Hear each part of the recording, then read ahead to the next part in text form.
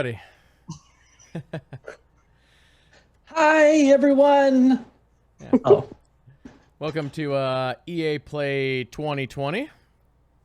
This is going to be EA's E3 style press event this year. And also, welcome Alise and Victus back to the channel. Woo! so I'm down there. She's supposed to be up there. It's Oh. opposite. It's opposite land today.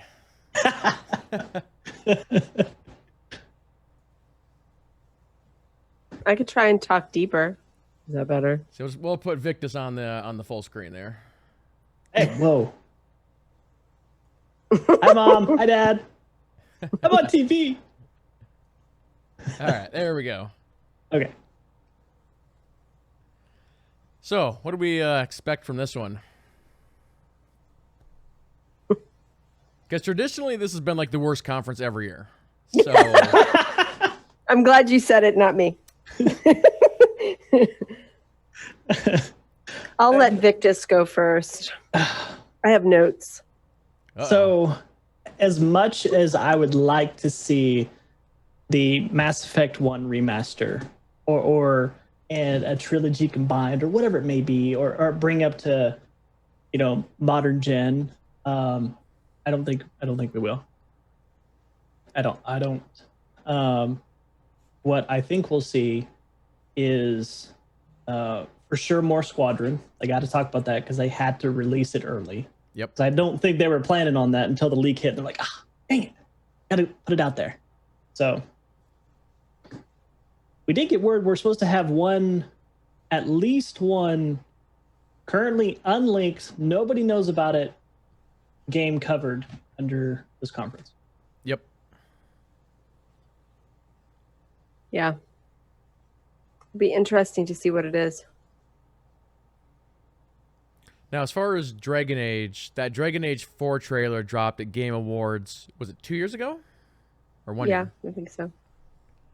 So It's been a minute. Teaser, wasn't it? Was it like a year ago? No, it was a nice minute-long trailer, right? The one with the red idol, the idol that basically they took the close-up and then they pulled out. Mm-hmm. It had the mural behind it that everybody went and started doing all these interpretation videos. Yep. Oh, yes. I geeked out and had to have a minute on the fainting couch. So I'm just wondering if we get the title for that today. That'd be great, right? But I don't think so. You don't think so? Sorry. I'm Miss Downer today. So you don't think we're going to see it at all? That's your guess? I don't. I mean, what have we heard? I think Schreier said at some point that it's, if we're lucky, 2021. And it would not be surprising if it gets pushed into 2022. I mean, Cyberpunk just got pushed back again. Mm-hmm. So they couldn't get started with the game really until Anthem released. And Anthem is only how old now? A year and a half? Yep. Well, yeah, it was a year So, in what, March or April or something like that. Yeah. So, so it's really only a little over a year. They've been working on it quietly, but they were really powered down, right? I mean, they stole the executive producer, Mark Dara, for Anthem to get Anthem done. So, I think they gave us that trailer in light of Dragon Age Day that the community got stood up that year. Mm-hmm. And I think that's how we got it, as a thank you, sort of a wink, wink, nudge, nudge, thank you. I don't know that they can. I hope I'm surprised. I hope I'm wrong, because that is my game. Well, I mean, also, but a game like Dragon Age, being that we are seeing the capabilities of next gen, it will benefit immensely if they build that targeting next gen only. Oh, they've already come out and said that. Oh, have they? Yeah, that's been on. I don't know if EA said that, but multiple reputable sites have said they're looking to be its Good. PS5 title. So, I mean, obviously that's pseudo rumor until EA comes out and says, and they might say that tonight, maybe, I guess, but it's like lots of places that they're looking to be a PS5 title. Okay. Um, That's yeah. good. That gives me hope then for the game itself, because it would be, for all the headaches we've seen in Dragon Age previous to this point, you can tie a lot of those headaches back to the hardware limitations that are now no longer there, or the game would be so much smoother gameplay, transitions. Like, we still had the loading screens and everything like that. The open world was cut up because of that. So getting that as built and targeted and utilized of the next gen, both Xbox and PlayStation, will be huge for that game. The only problem is that next gen didn't make Frostbite a beast, and that is the major problem with Dragon Age was Frostbite.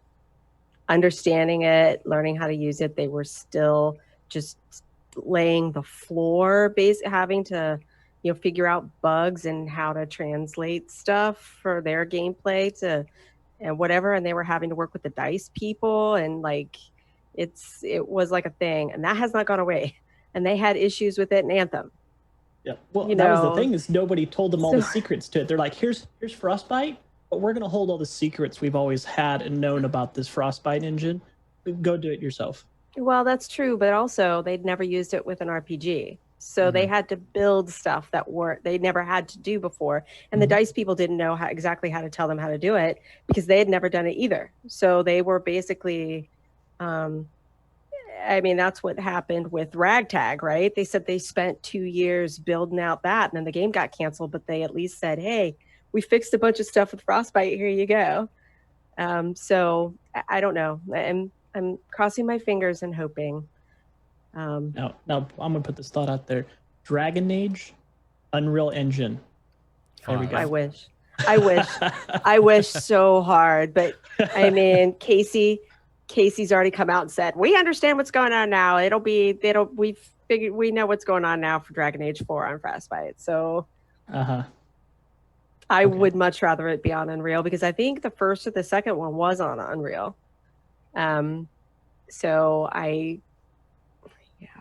There you go. So that's my dump. I don't think we're going to see anything with Dragon Age 4. I think it'll be next year. Then you got Vince Zampella out there being like, I'm not putting my games on that engine. I don't on Unreal? So. He said that? No, on Frostbite. Oh, yeah. Okay, yeah. Because Fallen Order was on Unreal. And I think Apex was too, maybe. Yeah, but that's because they started both of them before the acquisition completely went through. Let's see whether or not he gets to continue to do that. If he does, he gonna be my boy. We'll be like, fight the man, yo. Because you'd think that Fallen Order 2 would be Unreal 5. You'd hope.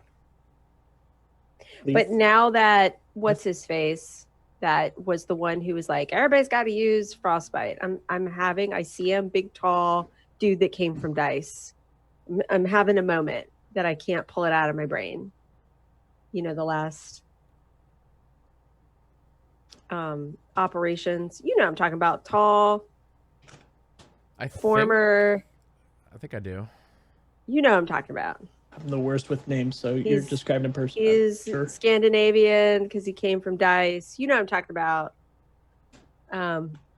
Who used to be, and then he left like a year ago or whatever, EA.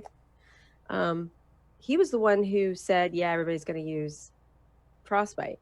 So it was his idea. So maybe now that he's gone, Wilson would be like, okay, fine. We've lost more money making people use it. So I don't know. That's my hope. Are we thinking of Patrick Sutherland? The tall, dark-haired dude? I think so. I want to say yes, but I get him confused and the CFO confused. Who? I'm gonna have to look it up. But y'all are gonna go. I'm gonna be like blah blah, and you guys are gonna be like, oh yeah. Absolutely. So, I was thinking of that person. So we'll see. Do we think they mentioned Anthem tonight at all? No. it would be huge if they show a remake, the remake that everybody wants Anthem to be. Like, that would be awesome, but I don't think so. I don't think they're at that point yet. Yeah, given that blog post, it's like they just started. Yeah. Which I don't know how much I believe that, but I think they just finally told people to dust off their computers and go to it hardcore. I'm sure they've been pre-producing stuff prior to that blog post. Well, I look a little askance at that. Here we go. 3, 2, 1. I need a counter of what I predict. How many times she says that looks pretty? Yeah, that's huge. Yeah, we'll see what EA can do for a digital. Hello and welcome everyone to EA Play 2020. There's Andrew. We're happy that you're joining us today. I'm sorry. Over the next 45 minutes or so, we've said that got out loud, so didn't I? much for you, including creative, innovative, and really fun new games, and a lot of news to share. But before we get into the show, I'd like to take just a minute here. I want to extend a heartfelt thank you to first responders, medical staff, and essential personnel. This has certainly been a challenging year. From natural disasters like the bushfires in my home country to the devastating COVID-19 pandemic, these brave heroes are working to keep us safe and healthy at every turn. I also want to thank our teams for their amazing dedication while working from home. What you've been able to achieve is nothing short of inspirational. We are also deeply thankful to all of you. How about you let your dads work from home from now Even when on? we've had to stay physically apart, billions of you are using games to come together, to play, and do amazing things for each other. You've shown why this is truly the greatest form of entertainment on the planet. This is also a critical time for the movement to end racism and racial injustice in this world. Black lives matter, and there is much to be done to drive real and meaningful change. A couple of weeks ago, we shared some actions that Electronic Arts is taking. We will not rest on this. It's a long-term commitment. We're here for players of every color, background, religion, and personal preference. We will continue to build strong representation in our games, and we are focused on making our communities fun, inclusive, and positive places to play. We also have real work to do to bring greater diversity into our company, and we are committed to doing that work. Today, we're here because of the power of games. Games bring us together. They can make our lives better, they can teach us, they can provide escape and self-expression. And most of all, games can be fun.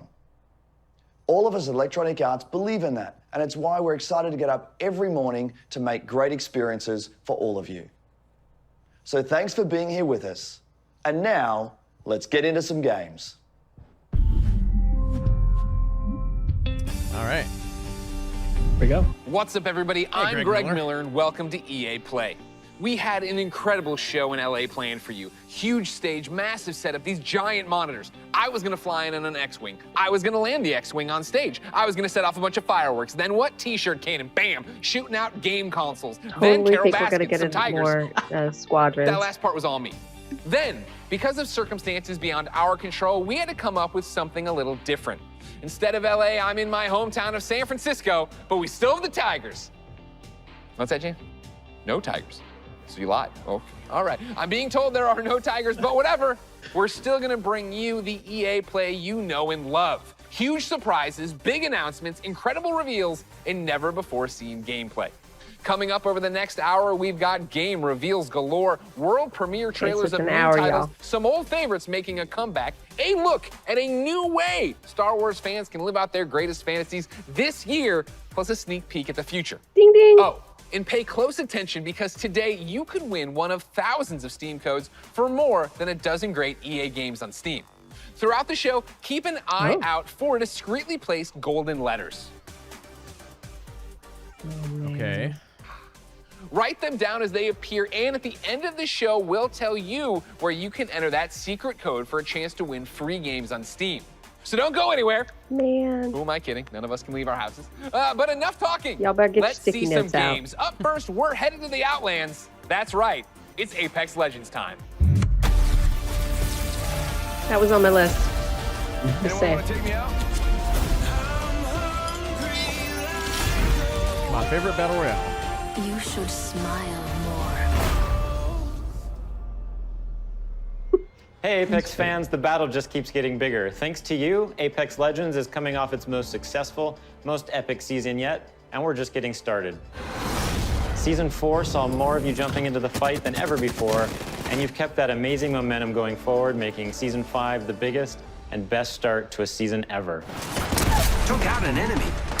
You know, props to Respawn for creating a game that can come out and actually hold We hope you've its been own enjoying Season 5, against Fortune's Fortnite. Favor, Yeah. which has seen the introduction of From our day latest one. legend, And with Loba, no hype prior to it. a Just major boom, map here it is. change Go to play. Kings Canyon. That was it. Rest in And then peace, Amazon tried to Skull do is like, we can An do that all-new too. ranked series and a ton of Yeah. quality of life updates. But it's about to get even better. Today, I mean, I'm there's here something to tell to you be about said what's about coming somebody next who to created a Season studio 5 with our before latest collection and knows event, how to launch Lost a Treasures. multi-billion-dollar Take a look. game. That stands for something. Money isn't everything.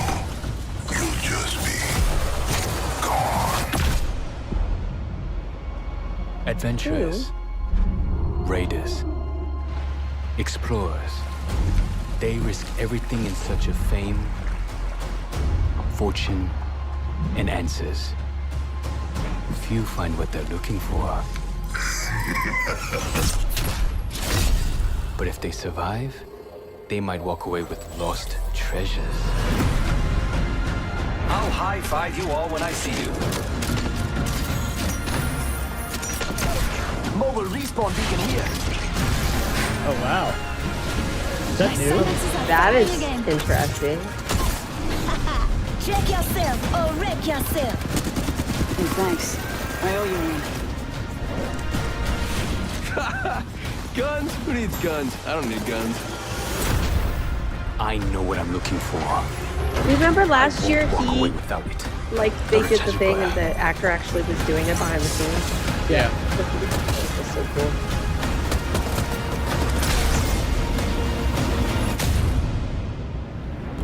I think they also did a thing at the Game Awards with Mirage. Maybe it was Game Awards I was thinking of. Yeah. Which I wish they'd do more of that. I mean, we could see some of that here now. As but you just saw, the Lost seeing Treasures that, collection have event that brings happen with it on a stage ton of was great really cool. content, including a new limited time mode, Armed and Dangerous Evolved. It's the return of a fan favorite, snipers and shotties only, but with a twist. Sending out my decoy. All armor is Evo armor, and we're removing all of the respawn beacons across the entire map. Oh wow. Don't worry though, you'll still be able to bring back your teammates with the help of a new item, the mobile respawn beacon. You'll have one of these in your inventory at the start of each match, giving you the power to choose when, and more importantly, where you bring your teammates back into the battle. Lost Treasures also introduces a new town takeover, Crypto's Map Room, which gives players a closer look at what motivates this drone-wielding hacker. It's always interesting trying to do And a of story course, in the a Lost battle Treasures royale. collection delivers a bunch of exclusive content you can earn by Is that a new completing character, that challenges, dude? as well as all new event-exclusive There are a cosmetic couple of new items ones, yeah. and the introduction I mean, of I your know boy Loba or Mirage's whatever heirloom, is one. which is fittingly a trophy of himself. Excited to see you all in the ring. Don't worry, there's plenty of me's to go around. And the best part is you don't have to wait that long. Lost Treasures drops on Tuesday, June 23rd. And that's not all, Apex fans. The battle is expanding. That's right, this fall we're bringing Apex Legends to Steam. And I know you're hoping, Hey. wondering, praying. their big so push before here you recently. ask, yeah, crossplay is coming to Apex this fall. There we go. It's been one of the biggest requests we get, Had that on my and we're notes. thrilled to finally Crossplay. deliver it to our fans. What am I forgetting? Oh yeah, one last thing. Let's make it official. We're huge fans of Nintendo here at Respawn, and we are incredibly excited to be bringing Apex Legends to the Switch this fall. And we'll share more details in the months ahead. So that means you'll be able to squad up no matter where you and your friends prefer to play, Xbox, PlayStation, Switch, or on the PC via Origin and Steam. We're throwing out a lifeline and I healing the figured divide Apex between the was going to be the platforms. first one. On to behalf get of the there entire for Apex EA team, we stuff. want to thank our incredible community. Your passion for the game is truly inspiring.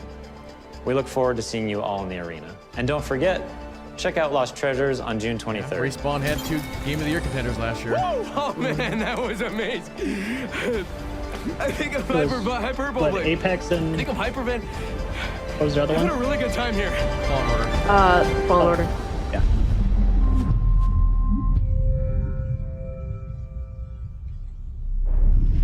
Sul, everyone.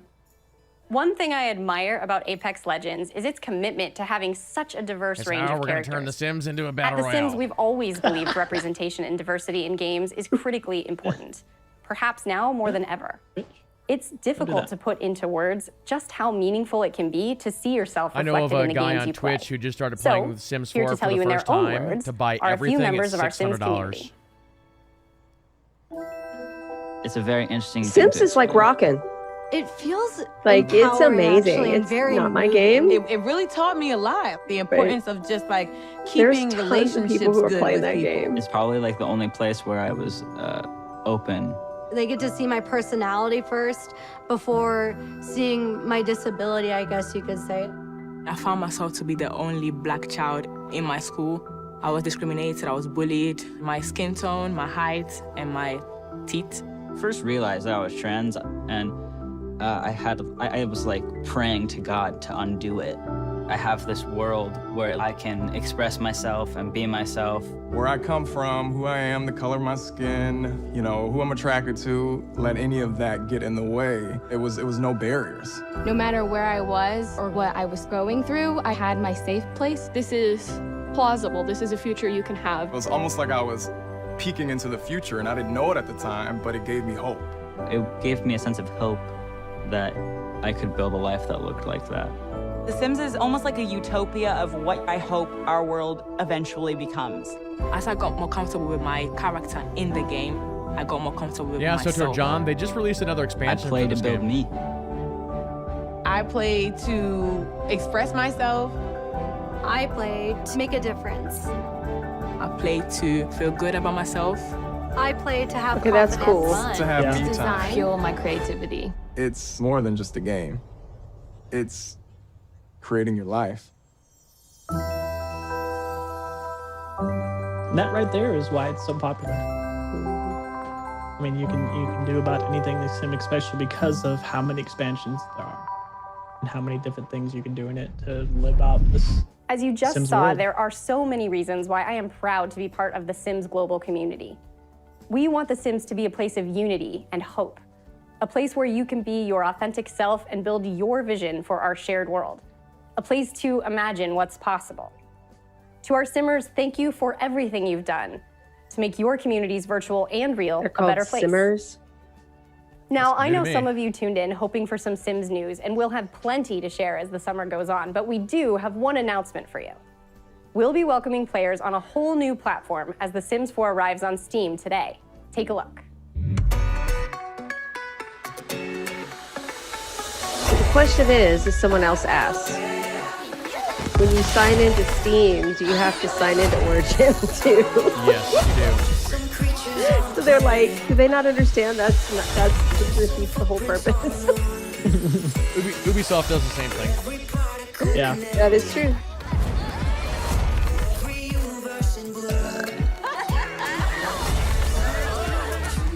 I mean, I picked up Fallen Order on Epic Store and then had to go to my Origin to go launch it. Yep. I mean, they've always done that. You had to like sign in. But back in the old days, you could just do it on Steam. That's why I'm like, yeah, nah. Everybody's like, oh, it's on Steam. I'm like, yeah, nah. Ooh, Baby Yep, Yoda. they got the Baby Yoda in there.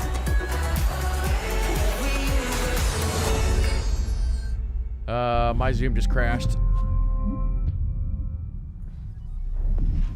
Hey everyone, Alex here from the social team, and joining me today from our community team is Freeman. Hey folks, yes, we're here to tell you that it's not just The Sims 4 arriving on Steam today. 5 more great EA games, including Titanfall 2, A Way Out, and Dead Space 3, are all playable right this second. And when EA Access arrives on Steam this fall, you can get all those great titles and a ton more with your membership. You can also expect to see our new releases on Steam too. One of the first arrived just a short while ago with full mod support via Steamworks. The critics love it, and we know you will too. This is Command & Conquer Remastered.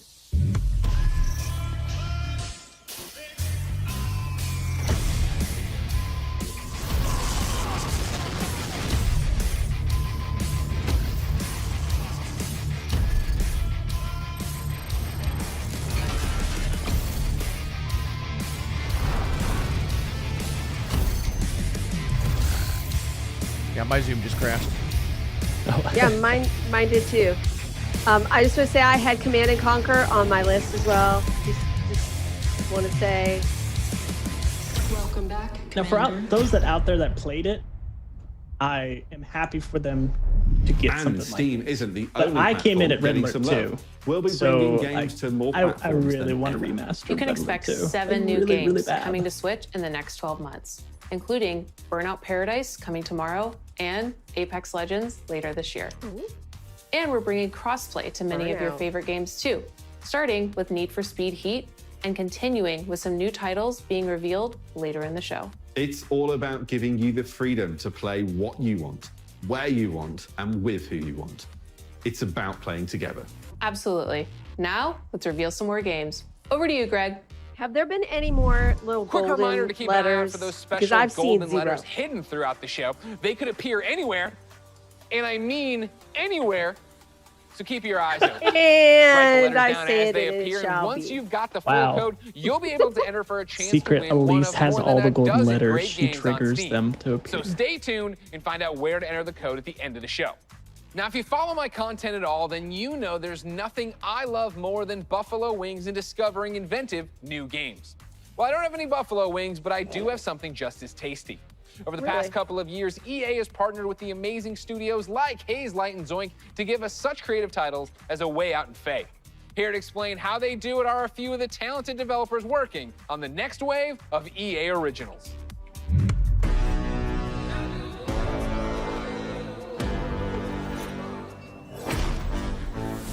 Sometimes you just have this great idea of a game, but it can be really hard to do it on your own.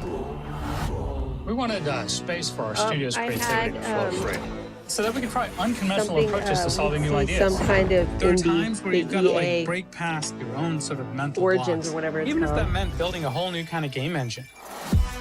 We get to do the game we want to do. Nothing, and I mean nothing, comes into the game if it doesn't follow the vision. We can really push our ideas further and bigger than we first imagined. Let's find that magic.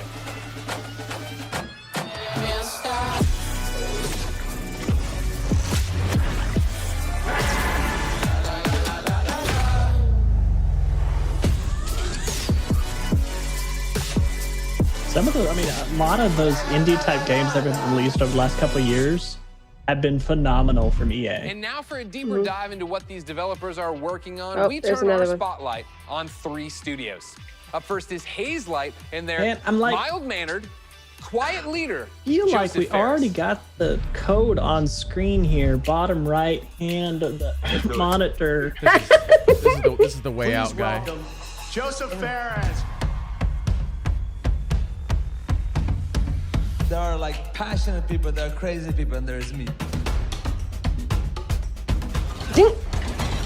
Man, that Okay, that can you swear that here? was Can you swear? hysterical. Okay. The Oscars, you know? The Oscars! Wow. You didn't that watch was- that one? I It was must have missed freaking that somehow. hysterical. Yeah, Like can't I help just it, man. laughed my whole time. I was born in Beirut, 1977. I lived there 10 years. There was civil war, and there was a lot of bad stuff happening there. Wow, We he's only tried a to little move bit 5 younger than me. times to Sweden. The 5th time they let us in. And that's lucky for Sweden, because I've given Sweden a lot, you know. My third movie, Zozo, it's basically about my life when I came to Sweden when I was young. I've done 5 feature movies and now I've done 3 games. And it's way hard to make a game. It's almost like the audience have control of the pacing of the story, while in movies it's being paced for you. In video games, there's so much to be explored from a storytelling perspective because of the interactivity. There are some studios out there that are making games that have good stories, but they pretty much have one mechanic they like reuse all the time. The designers and the story writers are kind of like doing 2 different games. That's why I founded Hazelight, to keep pushing the boundaries of what is possible in games. That's what game number 3 from Hazelight is all about. And action. The new game, It Takes Two, is a co-op action-adventure platformer that will blow your f***ing mind away. The story starts out with a small family. Cody, May, that's the parents, it's not and then him if Rose, he the doesn't little drop daughters. some Cody and F-bombs. May are about you to know. separate. Rose doesn't want them to divorce, so she creates 2 dolls out of wood and clay, and these dolls magically come alive and actually controls both Cody and May. And you could say you're almost controlling their emotions. You're almost playing their emotions. There's even levels where we're actually making a mechanic for their emotions. So again, marrying the story and the mechanics. And I think for the players, that's gonna feel very new, different, and unique. They haven't played anything There like you this go. before. It Takes Two is a crazy roller coaster ride that doesn't really have an ending. It has an ending, but that ending is that the roller coaster crashes and you fly into the sky and get up into space. And when you're in space, you're like, what the f am I doing up here? And then maybe you get back to Earth again. That's the best way to describe It Takes Two, actually. Honestly, I love these guys that get on and talk like that, and you can tell their energy was and the love best for their way to game. describe it. All right, Joseph, and we love you so leadership, much. and Thank you. Keep it up that over there pours at into the it Oscars. as well. Of course, ladies and gentlemen, let's keep this originals train rolling, and let's stay in Sweden. Of course, I'm a fan of both their delicious red gummy fish and their video games. So, ladies and gentlemen, please welcome Klaus and Olav from Zoink Games. Love them. Love them. Love them Swedish fish. Thanks, Greg. Welcome to Gothenburg and, well, my home. Unfortunately, I didn't bring you any Swedish fish, but we do have some exciting news for you about our latest game. At Zoink, we've always been driven by love of rich visual storytelling and creating strange That worlds that dude's people can escape ponytail to. was like The epic. weirder, the better. I missed and it. I think The my undercut friend with the Olav ponytail? would agree. Yeah, absolutely. And for our next game, Yeah. though, we wanted to try Further. something a little darker, something out of a gothic fairy tale. What started with a mood and some paintings grew into this eerie, strange world that feels like something out of a beautiful, twisted dream. And that's the world of random. Lost and Random is the story of Even, a little girl with a big heart and an even bigger temper. After a horrible event that changes her life, she embarks on a dangerous journey through the world of random. But fortunately, she's not alone. Just like I have Olav, Even also has a crazy little weird friend thing with her. Along her journey, Even discovers Dicey, a playful, loyal, almost puppy-like dice companion that gives her the power to really change things in the kingdom of random. Despite the name, in Even's world, random randomness and is dice. feared. And a dark force controls every aspect of life, from where you live to how you act or what your favorite color is. It's a coming-of-age story set against the backdrop of a mysterious world, but it holds a modern message that's really relevant to our world right now. I think we can all relate to the desire to try and control the chaos around us. With Dicey's help, though, Even learns the power in doing just the opposite. Embrace the randomness, accept the uncertainties in life, and you'll be surprised how far it takes you. Imagine if you could change the course of life with the roll of a dice. What would you do? Play it safe or trust in yourself and take a chance? We can't wait for you to play and find out. We're still a long ways from launch, but we hope you will join Even and Dicey on their journey next year. Until then, please enjoy this first look at Lost and Random. Welcome to Random. It Takes Two. The world of random bends with the roll of one dice. A dice that has ruled this kingdom for generations. This is very Tim Burton-esque. Transforming the fates of people just like you. But what if I told you Caroline-ish. there is another dice with the power to change This is Tim Burton. everything? D&D. Now, my friend, it's your turn I played that. to play the odds and break the curse of random. Get your D20 down on the ground.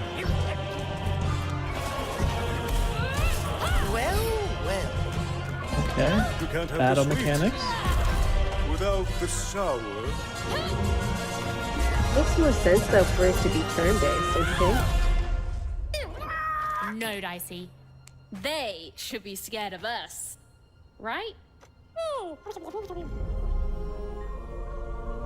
Alright, like Dicey. Austin. Lost and Random. Really cool. That's a look at Lost in Random, and man, embracing randomness. I feel like I live that every day in my life. Ah! Do you know I was gonna do that? You didn't know that. Dicey's my spirit animal. The game's out next year. But for something that's blasting off a whole lot sooner, take it away, Kevin Franklin. At Final Strike I don't know Games, what our that team gold of letter's gonna say. experienced It's like industry E-plot? veterans have worked I on know, incredible right? multiplayer franchises. We are passionately focused on making great multiplayer games. That's why I am incredibly excited to announce that we have partnered with the talented team at EA to release our first ever title, Rocket Arena. Okay. As you'll see, we stay loyal to the name of the Rocket game. Arena. It's a rockets-only shooter that allows players to get into the action quickly and stay in the fight. We Okay. wanted Rocket Arena to be an awesome, competitive experience to play with friends. I think you're gonna love what we've got in store for you. Here is the all-new trailer of Rocket Arena. Enjoy. So it's almost like Rockets back in the away. day when you had playing Quake and you had nothing but a railgun. The trophy will soon be mine.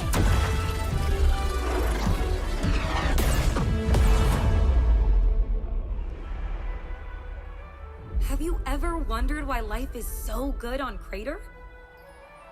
Sure, we've got the beautiful beaches. Cannonball! Quality public transportation.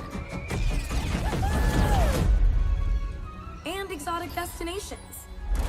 Another victory. The people are courteous and Okay, friendly. that leopard head was cool. Jolly good for me. And always happy to help their fellow citizens. Boy, I don't know how this is going to turn out for EA. But the real reason life is so good. What do you mean? This market is so saturated. We've got Yeah. rockets.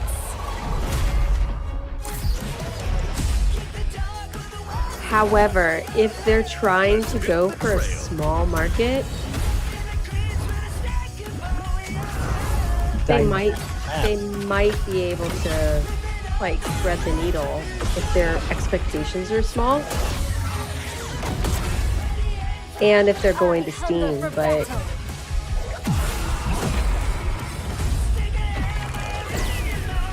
Talk about razzle dazzle. Never turn your back on the water. Yeah, so it's basically just another hero shooter. I got speed to spare. I'm here to rock it.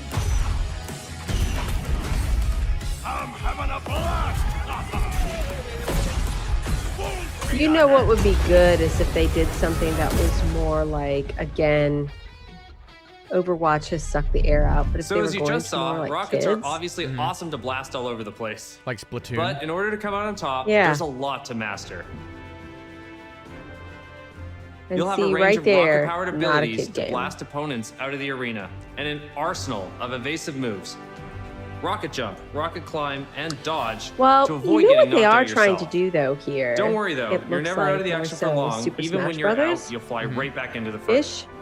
We don't really You'll also have be a able to lot really of Super customize Smash your own Brother unique type look games. and playstyle.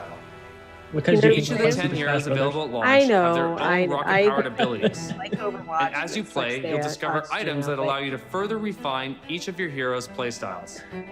Plus, every Again, character has 100 maybe if they levels of make it progression small, that unlock new cosmetics people and who rewards. don't have a Nintendo and All can't play that Super and Smash much Brothers more maybe when can Rocket play Arena that. arrives on July 14th.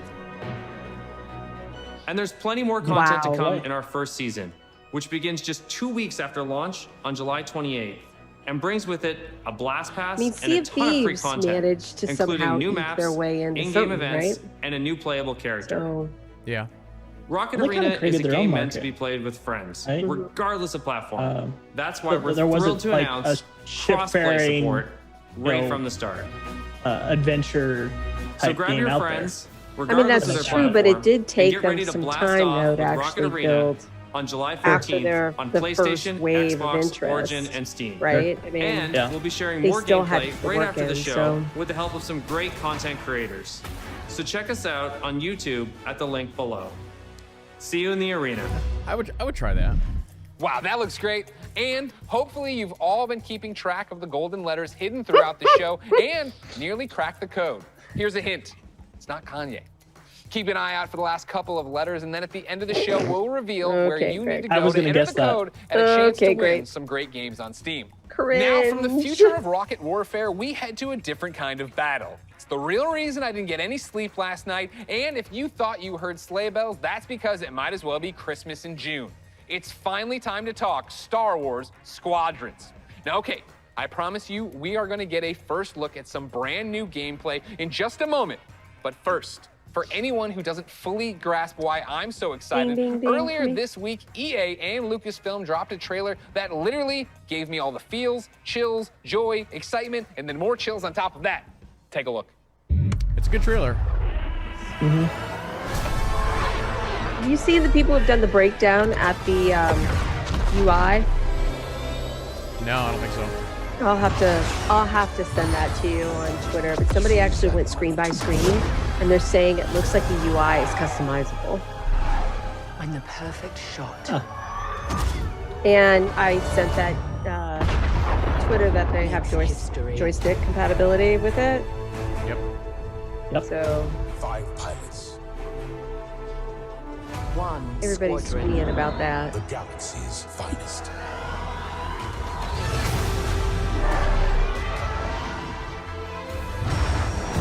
I just hope they show us some actual gameplay here in a couple minutes.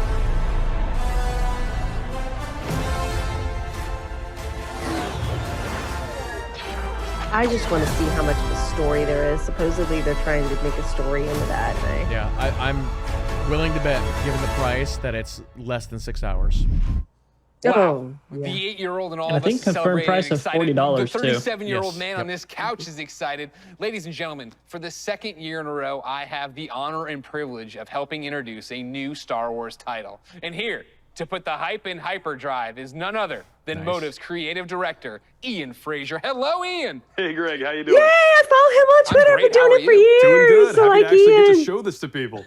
I bet. Now, in my copious notes I have on you, I'm told you are quite the He's Star from, Wars fan and have been a long BioWare time. How long Montreal, have you yeah. liked Star Wars? I've been a Star Wars fan He's for one of those pretty much that my got whole moved life. over I don't to even Motive. remember the first time I saw the movies. And as a kid, there was a He was lot like of the different art parts of director Star or Wars something I on loved. One of Andromeda. them was being a pilot, that idea of climbing into an X-Wing or a TIE fighter. So, you know, I played all the flight games in the 90s, and I got pretty obsessive about them. I'd pause, meticulously draw the insides of the cockpits and stuff. And actually, I dug up some of those drawings from my parents' attic over the holidays. We're showing them right now to the world. Wow. This strikes me as above and beyond the normal level of Star Wars fandom. I think at Motive, you'll find that quite a few people have that level of Star Wars fandom. When we started this project, I talked to a lot of people as they joined the team, and a lot of them had similar kinds of stories of things they'd done as kids. One of them even built a functional cockpit in his garage. Wow, that's fandom on another level. How do you guys go Nice. from being a fan, drawing what you see in the game, or building a cockpit in your garage, to actually making this game? Well, I think that fandom, just love of Star Wars, has provided a really good foundation for us. But on top of that, of course, the team at Motive got a lot of experience book working collection with that's Star over Wars. his when they right worked on shoulder there Battlefront is actually 2. really cool. And when Battlefront 2 I have it in wrapped my up, closet over here. there was a really small group of us that were really into particularly the pilot experience within Star Wars. And we wanted to make something new, something that really went all in on that part of the fantasy. And so we did kind of a grassroots initiative, or started a little passion project, and that ramped So up they into essentially eventually took that what piece is out the of game we're showing Battlefront, today. it looks like. You and talk about, amped it up, you know, your right? passion for this, your you got nostalgia Pew for Pew Star and Wars flight games Battlefront, of the past. Space How do Pew you Pew. honor Absolutely. that but make something brand new? It's been interesting. You know, we're trying to kind of pull from that spiritual heritage of many different games in that time period. At the same time, we want to do something that feels fresh and new for fans today. And so what we've tried to look at is sort of the spiritual core of what I think are the best of the Star Wars flight games of the past. And what they did that I love is that they made that part of the universe real. The level of depth and detail that they show in the ships, the way that you control them, is something that I remember fondly from my childhood, and is something that we're trying to do very much with Squadrons. You know, in real life, being a pilot is hard. It takes skill. And that's something that you'll see throughout the game. You know, as you start off playing, it's pretty straightforward, fly around, shoot your lasers. But as you get deeper into it, you start learning how to divert energy from your lasers to your engines, how to shift your shields from the front to the back to cover your butt in a dogfight. Is 2020 Or and at the higher 2021 levels of going to skill, be the spacey you can do one? really Isn't crazy this like the stuff. fourth You can boost your engines, fly space ahead, game that we've cut seen them at a off, press whip conference so around far? 180 and shoot a missile off your own Yeah, we've tail seen while quite a drifting few. backwards. Like real ace pilot stuff. And that's really where we have a lot of fun with the game. I want to do that. I want to learn how to do that. I understand the nuts and bolts of how to play it. Is there a single-player story? Is there a multiplayer mode? What are we getting into? It's actually some of both. So the game starts with a brand new single-player story, takes place a little bit after Return of the Jedi, and it has kind of a unique dual perspective approach to it. So when the game starts, you're going to create two pilots. You create a New Republic pilot and an Imperial pilot, and you're going to alternate between their perspectives, mission to mission, over the course of the story. You're going to meet a diverse cast of characters along the way, and also a few familiar faces. Now, when you're done with that story and you've played maybe a bit in the practice range, you say, hey, I want to try multiplayer. We want to make it really easy for you to hop online with your friends and play competitive space battles at that point. And so we've done a lot to try to reduce the barriers, to make it as easy as possible for you to play with your friends. And so I'm happy to say we fully support cross-play. You could be on PS4, Xbox One, PC. You could be playing on a traditional display or in VR, which, fun fact, the entire game supports VR from beginning to end. It's pretty cool. But regardless of how you're Somebody playing was with saying if platform, they can hit it out all the park play on the together. VR, Just that hook would up with be your like friend, connect, amazing. have an awesome space battle. You just Death Starred my mind, man. Like, that's awesome. That is, the big Use question. that now. For $40? For Not 40 too long, bucks? actually. Star Wars Squadrons is coming out on October 2nd. Wow. Okay, not too long at all. I was worried about you. I thought you were going to leave me on a teaser there. You Ooh. didn't. You actually delivered. I appreciate that. The next big ask I have on behalf of everybody watching, I'm sure, who came here for one specific reason, can we see some new gameplay of it? Can we see any gameplay of it? Absolutely. I kind of figured you might want to. On behalf of everyone at Motive and the team at Lucasfilm, I am very happy to show you the world's first look at gameplay of Star Wars If this isn't legit Squadrons. gameplay, they're Enjoy. going to get destroyed. Yep.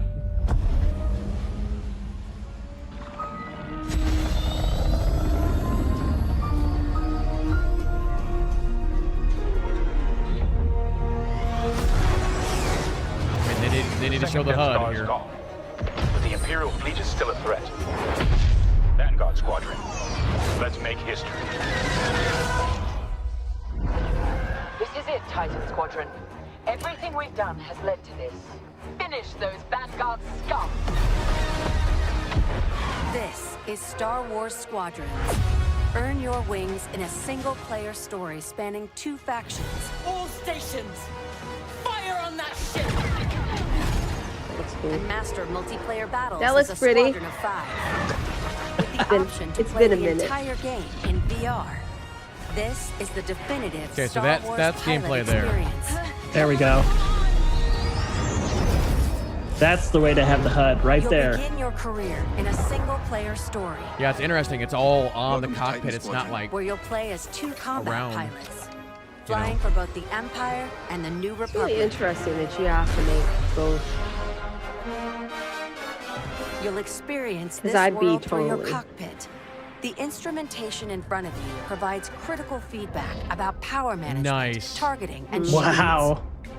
With a squadron of diverse characters at your side, prove your skills You on gotta wonder why the increasingly heck nobody else challenging did this before now.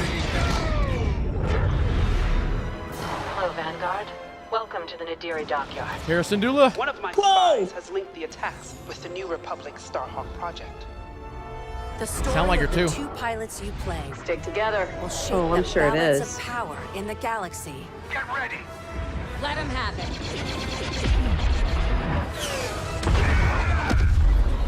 To take the fight online, you'll need flight time with all 8 ships. Fighters are the most flexible and versatile, able to handle any situation. Interceptors are fast and highly maneuverable. Let's get him. Ideal for hunting down your opponent's Do you think this starfighters. is going to? Support Well, I'll ships ask can later. keep I'll be right allies back safe up in a and minute. stocked up, as well as disrupting Ooh, enemy here's the That's fighters. a heel narrow ship. view on that Wow. ship on the U-wing. Bombers are the heavy hitters, able to deal devastating damage to enemy flagships and starfighters. But if you've got a preferred component and need something customized, I'll take You care can of it. customize them. Unlock everything you need to customize your pilot Okay, now, and Kid Lee, do you think starfighters this is going to simply do by anything to playing the the remaining game. people who play this From in SWTOR? cosmetics to an arsenal of over 50 space- components that space alter how PvP your in ships SWTOR. fly, Whoa. fight, and survive. They're on you! I'll deal with it. You can dramatically change your loadout depending on your squadron's strategy. Once y'all know, I'm tunnel visioning right now and geeking out over what I'm seeing on screen right now. In Star Wars Squadrons multiplayer modes. I'll ask again later. First up, dogfights. This is an all-out 5v5 battle. That was the best! Fine-tune your loadouts to work as a team. Moving in on the enemy. Just kind of looking at the instruments. There's like mini maps on the instruments. Turrets and mines to slow down your opponents or set up your squad mates for the kill. Rebels unmarked. For teams looking for an even greater challenge, it's time to prove yourself in Star Wars Squadron's signature mode, Fleet Battles. Fleet Battles are multi-stage conflicts. Whether playing solo or with friends, you'll have the option to compete against other players or AI as a squadron of 5. That's nice. So you can straight up do 5 players versus AI Meet your team in if the you don't want a social PvP. hub to solidify strategy, coordinate That would be good loadouts, for the and people who don't prepare like for PvP, takeoff. absolutely. First, push the front line by winning the dogfight in the center of the map. Next, attack or defend 2 medium-sized capital ships. We've lost our capital ships. And finally, the ultimate goal.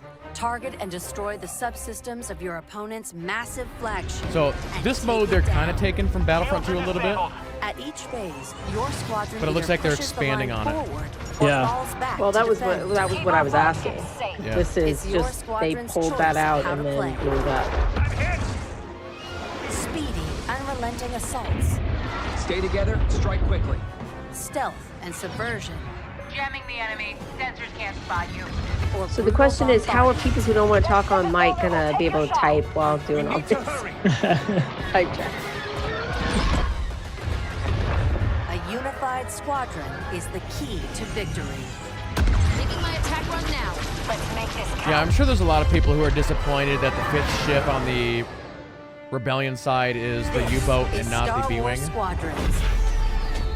Join the galaxy's But finest this and is make your mark. pretty impressive. And I was gonna say, you should be happy with what you got. The hope of this galaxy. I mean, if you're gonna do another multiplayer PvP thing, how about we do something a little different? Well, if you think about it, to actually be successful in what we just watched and to capitalize on what you really need, you're going to have What's up, everyone? It's your boy, people Martin pick Jackson. different classes like I'm you do in a excited to be MOBA part of the EA Sports family. and get those assigned and make sure You you're guys part know of me, that. Cover athlete. I can't wait to show you guys what we have in store for you this season. This is EA Sports. Yes, I said Next the level. sports show will be in the middle. Oh. You feel it all. You feel that burst of speed? It's like I'm lightning. In that moment, I'm on top. I'm going to kind of mute that just so we can keep talking about Star Wars if we want to. Unless anybody in chat really wants to see the sports stuff. You got to give it to them. That's where they make most of their bank. It's right here, what we're watching right now. So, yeah, we don't play it, but make some money.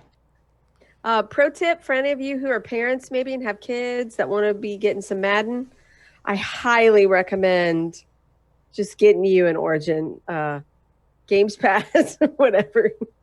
Because you get them all, don't you?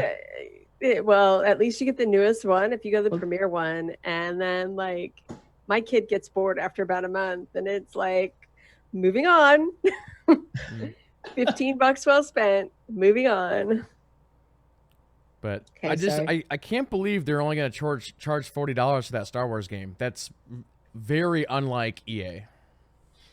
Well, now that's going to bring a real eye on how they're going to get monetization out of the game.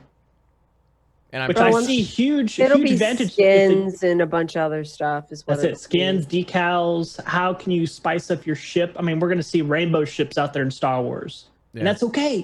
With glitter probably coming out the back end. Absolutely.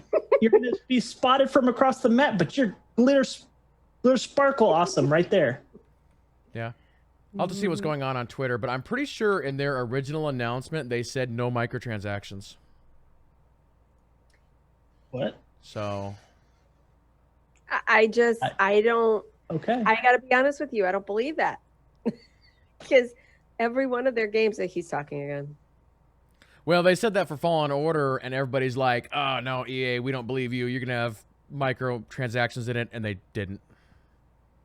But then it goes back then to how are they going to pay for that game? Yeah. I mean, they Renew have to one of the pay. games that you Like wanna play. I have read, Games it's like pretty common that it's like 30% or something that they have to hand over to Disney for the license. Like it's a lot. I've heard that from a developer who worked on another game. Now, of course, that can change, but according to time. But I just, how do you? Unless this is their forgive us, we have sinned game. And it could be. Absolutely. But I mean, they did that. They fell all over themselves with Opportunity Battlefront. to push beyond And they the boundaries managed, of they gaming put all as we that know free it stuff today. into Battlefront. And this time is no different. I just, wow. Our if studios that's are the taking case, their that'll crazy mean that ambitious EA ideas can and making them real. And that's just Criterion is known momentous for and how their games earth-shaking. feel. If EA can From actually superior learn. physics to nuanced details of gameplay, Truly. this team hand curates the moment-to-moment experience. Is that And with the new is that consoles rendered this year, what we're watching right there will there? be a seamless immersion which will get you into the race in a matter of seconds. BioWare imagines and creates worlds where you become the hero of your own story.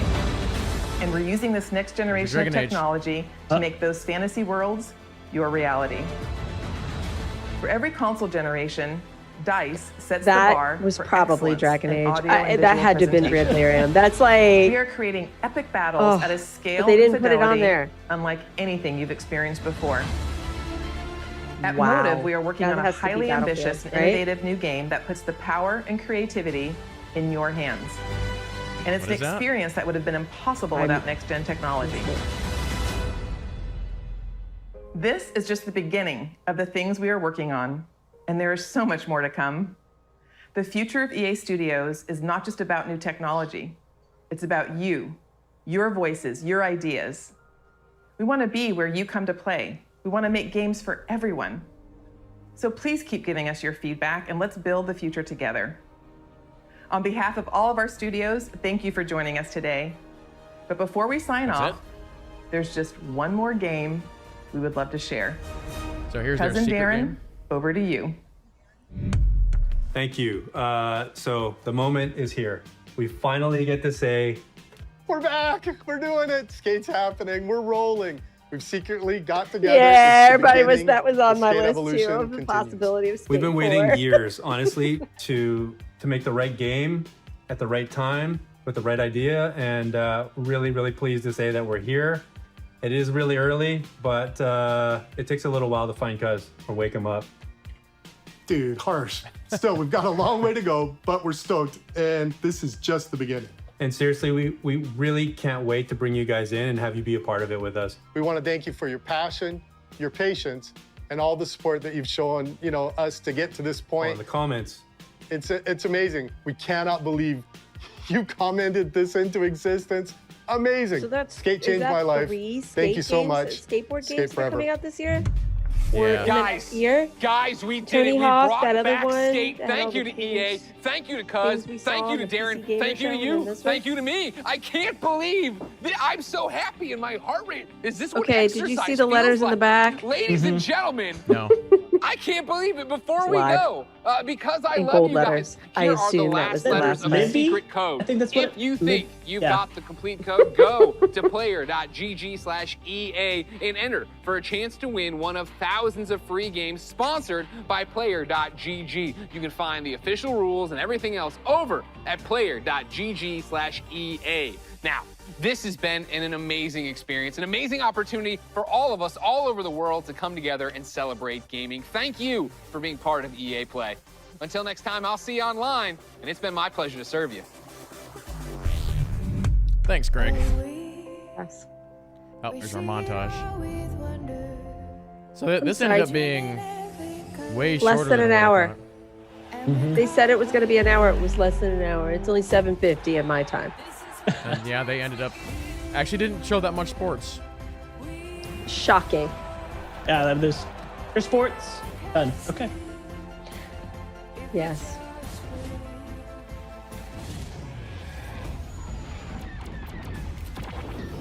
Although I really did like the interview with Ian about Squadrons. That was nice. Mm-hmm. And them spending time highlighting the indie smaller studios was nice. I almost want to put money that they actually wanted to show off Squadrons right here as a big, like, boom. I don't think they... I don't know. Maybe they intended to release it to hype up for the play, but... Oh, you mean you think that they preemptively showed the Squadrons thing earlier last week because somebody leaked it? Mm-hmm. Is that what you mean? Well, it did get leaked, yeah. That's an interesting thought. I mean, I Because think it was right. quick. It was leaked and was within the same, or like the next day, the trailer hit. So maybe it wasn't that case. Maybe it was the trailer was already there and leaked. Maybe, but I don't know. Well, I would just like to say, are we chit-chatting now? Yeah. Okay, I didn't get to pull out Malachor, and I didn't honestly think I was gonna get to pull out Malachor. Just there you go. Yep. And my Sarah Ryder doll. Yeah, so the Mass Effect remake remaster, it's been rumored a lot, and yeah, they didn't say a thing. Which I didn't think. I didn't honestly think BioWare was going to make a peep. They did kind of sort of. Ian Fraser used to be with BioWare Montreal, so and they did. We got that one little screenshot, I assume. But you know what? That could have also been from the reboot of Anthem. That little thing with the red pulsey stuff, but I really think that was Dragon Age 4. As y'all know, I got my Dragon Age t-shirt on. I just want to pimp that for a minute. Okay, thank you. looking back at the trailer that showed for Dragon Age 4, it matches. The art style matches to what we saw in those like second or two of graphical show off. Yeah, I'm gonna have to go back and look at that. I can guarantee you there will be 10 or 15 discussion videos about that little shot right there. That was all of like what, 15 seconds, if that. You have to go like and that's what Mark Darrow likes doing too. Frame by frame. That he likes teasing people. He does, but he generally does it on his Twitter, not at EA Play. Usually if they show something here, although, okay, so that's not Mike Darrow, but if you remember for Andromeda, do you remember that first teaser? Everybody was like, oh, we're going to get to see an Andromeda commercial. And it was basically 2 seconds. And then it was just them talking about how BioWare's working on it. And all you saw was people working on their computers. Do you remember that? Yeah. And everybody was like, what the heck, man? And it was like the same year that the game was coming out. And everybody was like, what? That's it? And it was because they didn't have anything ready. So, yeah. That's funny. Yeah. So, hey, you can go redeem your game at wehavetechnicaldifficulties.com. Oh, is it not taking codes? I imagine they're probably. Yeah. I'm not even going to try it. Did they say what game you could get? No, they just said raffle. It's a raffle. You get a chance. Just choose your game, 23 titles, thousands of winners. Enter to win. Interesting. It's got like the Sims. It's got some Plant vs. Zombies, Unraveled, Sea of Solitude. Basically all the Battlefields since 3. Wow. Just like to say Plants vs. Zombies 2. Great game. The orange is a beast. Note to self: don't take on Elise if she plays the Orb. No, I usually play the Rose, which is like the mage. You can either be I think there's a regular Rose, and then you can get the vampire version.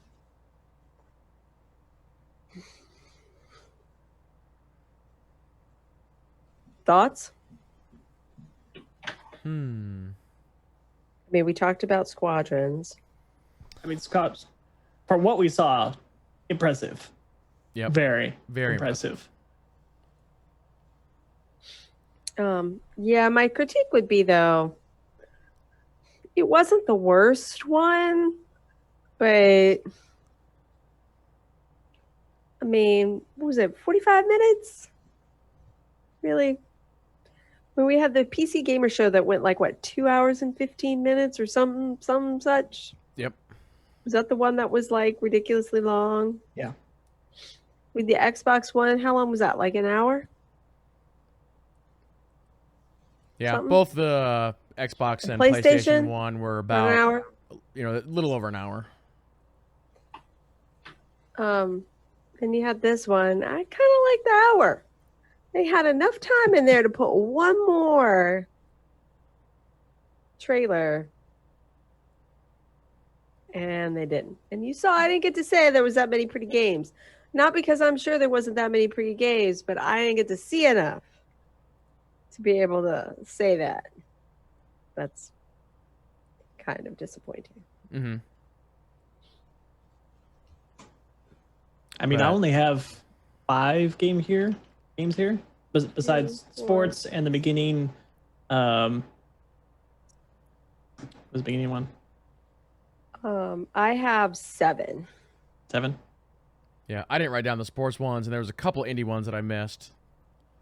Oh, I didn't get the Madden 21. I have Sims, Command and Conquer, Apex, It Takes Two, Welcome to Random, Rocket Arena, and Star Wars Squadrons. I didn't write down the ones in the montage because a montage is not a trailer for me. So you don't get me to write something down if you give me a montage. I found it funny that they mentioned BioWare, but then didn't show anything about BioWare. Mm-hmm. And I'm going to re-ask again, because I was interrupting and you guys were nerding out with the pew-pew. And I think it's cool, and I will play some of it probably, but space games were not my favorite unless we're talking about Asteroids Galaga. Galaga. Right here. So multiple different kinds of classes, roles, even though we're not really talking about the Trinity, but you did have roles, right? The healing ship and blah, blah, blah. I'm seeing some GSF. That's what it felt like for me. Yep. So I'm just wondering, like, the GSF community in Star Wars The Old Republic is teeny, teeny, tiny. Is this going to bleed some of them over because it's an EA product? Oh, I'm sure it will. Yeah. And shout out to my friend Kirk. He plays GSF because he loves him some space shooters, and we're going to see if he might be interested in this, but just wondering. Yeah. Well, I mean, you also got to think about the engine that SWTOR runs on, and to give a fighting sim, use that term loosely, to Star Wars, it requires its own kind of game, its own breakout, really. Like, your game has to be tuned to have something like that to really give it the gameplay that it deserves. I don't disagree with you. That was the first thing that popped in my head. Yeah. How much more is GSF and SWTOR going to lose? We got another game. Because that at least was one thing there really wasn't out there very much, is the Star Wars pew-pew. Yeah. I mean, kind of going back to Battlefront. I mean, Battlefront obviously has a full Starfighter mode, and it actually is not that popular, from what I understand. it's like whenever I try and queue up for it, it's near impossible because for most people, Battlefront is all about that ground game, and I think that's another reason why they're doing this, because they wanted to very much refine what Battlefront did, and I think that's exactly what they've done. They've refined it and made the right changes.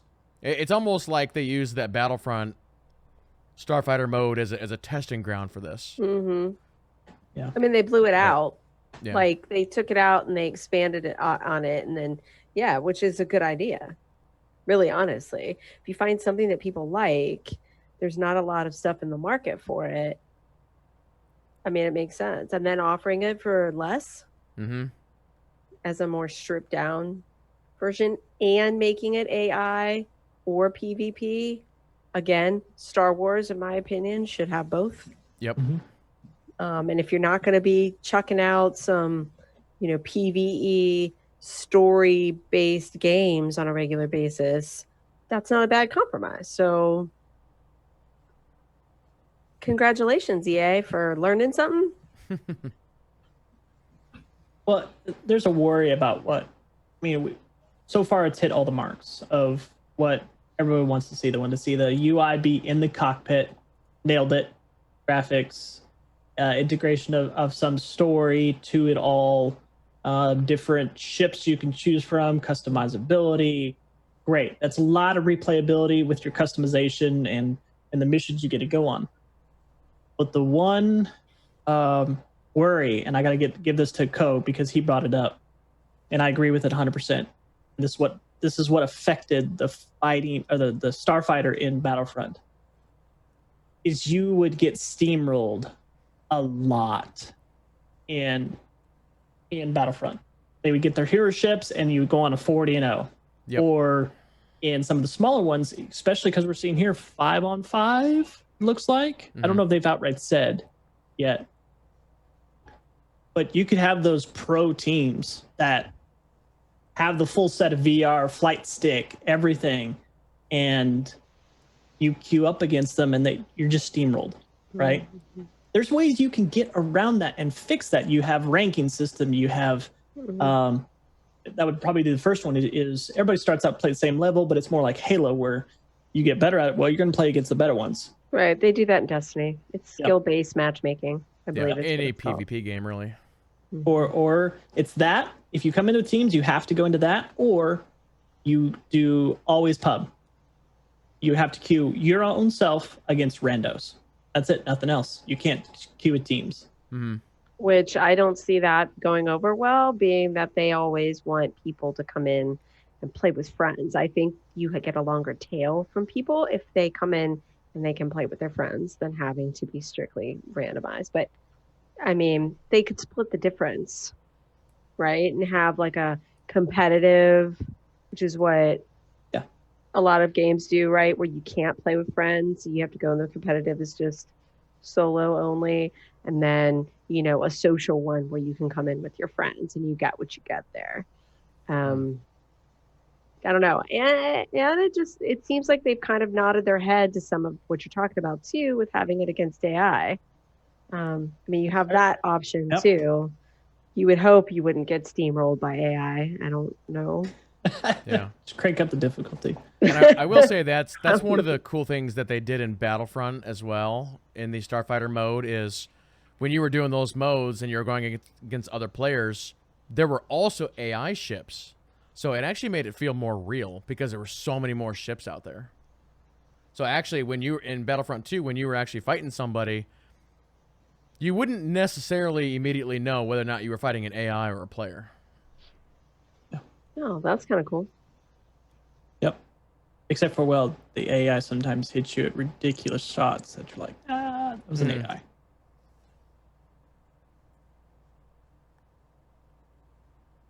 But, I guess overall, I think what they've done here looks to be fairly impressive, and hopefully it turns out and it's actually good. Coming out of the gate with crossplay. Good job. Yep, that's gonna be big, and this could be one of the best VR experiences out there. Yeah, if you're somebody who's got one of them headsets. Okay, so how do you do this whole thing with the code? I'm in a waiting room. What is that? I think they're getting hammered right now. Like Somebody in chat it's like was saying they the site didn't was know down. that hundreds of thousands of people would try to hit the website at one time. I mean, there were like how many? Like 50,000 people watching that stream just on Twitch? On just Twitch alone. Or, yeah, I think it up 80, 90,000 on just Twitch. So That's funny. Anybody disappointed about what wasn't there?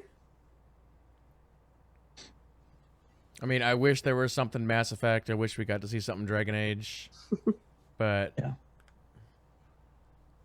Yep. The indies we saw look good. Mm-hmm. It Takes Two. That looks like one of those where it just touches your, like it connects with you type game. Like you get them like, yeah. It makes you feel good. It's a feel good type game, or it connects with you, right? And then Lost in Random looks like an actual really fun game that probably has a lot of replayability to it. It's nice to see some games too that one reminded me again. Kid Lee mentioned that was had kind of a familiar cartoony feel to it. I just, as a parent, I would like to see more games that are kid friendly. I constantly get asked by my kid and his group of friends who are sixth graders. Well, they're almost seventh graders now. They constantly just want to play like rated M games because that's all they see.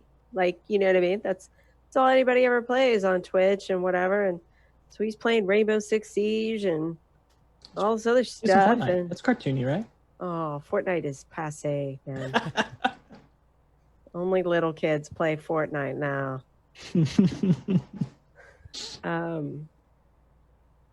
He deleted and announced to me that he had deleted Fortnite from the PlayStation. We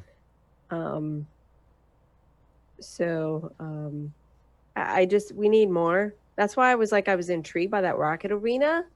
They could go more like Splatoon for that, and kids his age are much more into the whole like multiplayer competitive stuff than I was back in the day at his age. Now, granted, I was in the ice ages for video games, so there is that. But we just need more kid-friendly video game titles. I'm not a prude, but it really would be nice to not have rated M and I have to change the parental controls account all the time because that's all there is. The kids want to play. It's just annoying. Yep. We got to see a little bit of Apex. That game is still doing really good. Mm-hmm. They're going to, keep adding more to it, and don't know if there's too much more to say about it. But like I said earlier, that's my favorite Battle Royale. The fact that, again, last year we were kind of talking about the whole EA is wanting our forgiveness. I mean, again, that game came out of nowhere. It was free to play. What they have on that shop is minimal. So that's... Mm-hmm. But they're going with the season pass, which is another idea that they could do. But does that count as a microtransaction?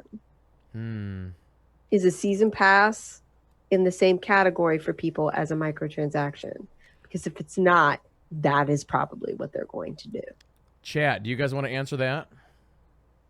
Yay or nay? Do you consider a season pass a microtransaction? So we'll see what they say about that. I mean, because that's what they added. Remember, we had like months of just free and joy and rainbows and puppies. And then, hey, so here we go. We got some season passes. Season pass. And then Destiny did the same thing. Destiny 2, when it went free to play, it's got a season pass on it. And it still has a pretty heavy microtransaction store. But we will talk about that. Yeah. Right? Rainbow Six Siege has it. Fortnite has it. Dauntless has it. Yep. Dauntless has it. Yeah. But key with each one of those, and on Apex Legends, this I don't know because I've never played it. On the season pass, do you have two different categories, the free to play and then the premium? They would have to answer that.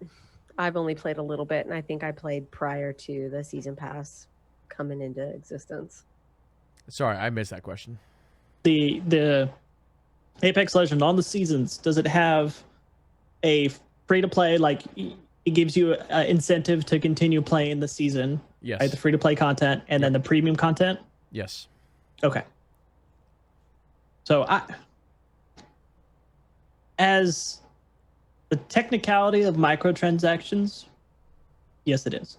As of what we understand microtransactions to be, which is the store, you can go buy the stuff instead of just buying a one-time for the season, I don't. I see it as borderline DLC for the content to unlock it. Yeah, and maybe we should clarify, there could be people in chat that don't even know what a season pass is, and I would say for the most part, most games do it the same, but basically what we're talking about, chat, is in Apex and many of these other games that we're talking about, they basically say, okay, we are doing Season 4, and if you go ahead and you put down $15, you are now part of Season 4.